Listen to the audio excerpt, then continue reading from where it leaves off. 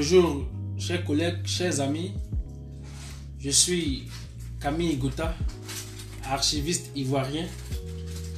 Et je suis très heureux de la reprise de nos activités, de nos animations sur notre plateforme à nous. Et je souhaite à tous la bienvenue sur Archiviste Leader. Alors, le terme que nous allons aborder aujourd'hui est celui des normes archivistiques. Et pour le traiter, nous allons définir ce que c'est qu'une norme et donner son utilité, citer quelques organismes de normalisation et terminer par citer quelques normes archivistiques que nous connaissons.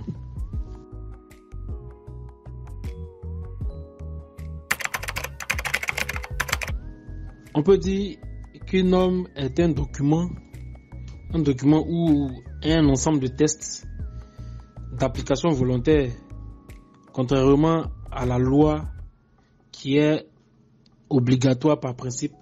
La norme, elle est d'application volontaire, établie par consensus et approuvée par un organisme de normalisation reconnu. Organisme qui donne des lignes directives applicables aux activités. Et cette application est répétée et continue dans le temps. C'est ce qui donne une bonne assise aux normes.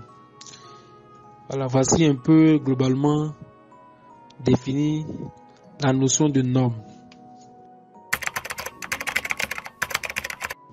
Telles que définies, les normes sont utiles pour le domaine de l'archivage, en ce sens qu'elle constitue notre référence pour mener avec efficacité nos activités d'archivage papier et électronique.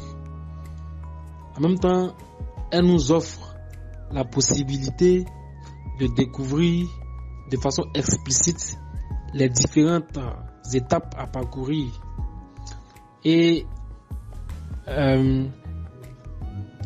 elles ont aussi le mérite d'avoir été éprouvées et pratiquées avec des résultats. C'est-à-dire que ces normes ont déjà fait leur preuve ailleurs, ont déjà fait l'objet d'applications par d'autres experts. Ainsi, leur mise en œuvre et leur respect est bénéfique à de nombreux points. Voilà, tels que la simplicité pour retrouver les documents grâce à la normalisation des descriptions documentaires, la mise en confiance des utilisateurs ou clients par les archiveurs et services d'archives. Il y a aussi la garantie de l'intégrité des documents d'archives. Voici un peu quelques utilités des normes dans le domaine de l'archivage. Ces normes sont édictées par ce qu'on appelle des organismes de normalisation qui sont à deux niveaux. Il y a les organismes sur le plan international tels que l'Organisation internationale de normalisation, en abrégé ISO, et notre Conseil international des archives, le CIA.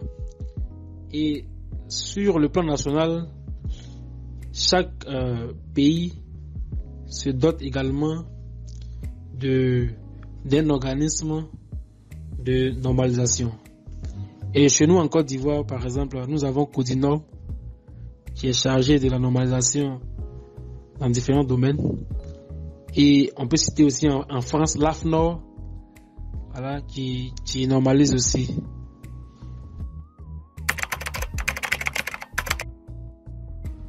Nous pourrons citer quelques normes pêle-mêle que nous connaissons tant bien que mal d'ailleurs, à savoir la norme ISO 15489, Record Management.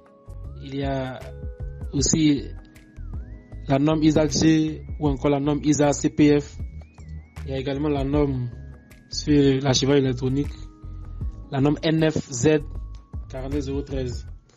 Nous reviendrons en détail dans nos prochaines sections sur ces différentes normes et nous allons en parler en long et en large.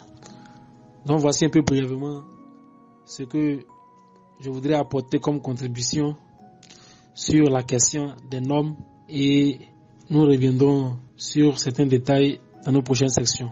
Alors, merci pour votre attention et à très très bientôt.